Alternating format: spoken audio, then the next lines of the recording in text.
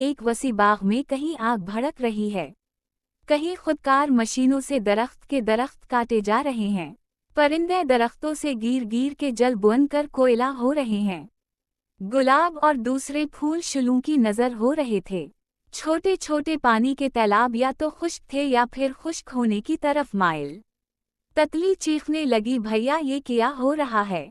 यही वो आखिरी गारून था जिसके बारे में मेरी दादी अम्मा बताया करती थीं। आह, वो भी बर्बाद हो गया। अचानक भड़कती आग से गर्म हुआ का ऊंचा भभका उठा, जिसकी वजह कुआं बेतवाजुन होकर एक तरफ को लुढ़क गया। अगर वो पूरी कुव्वत से ऊपर उठने का जतन न करता तो वो भड़कते शुलू की नजर हो जाता। अभी वो बमुश्किल संभला ही था कि उसने देखा कि उसके दाएं पर की बगल से तितली, जो पहले ही गर्मी से निढाल थी, फिसल कर नीचे गिर रही है। तितली चीख रही थी, मदद के लिए,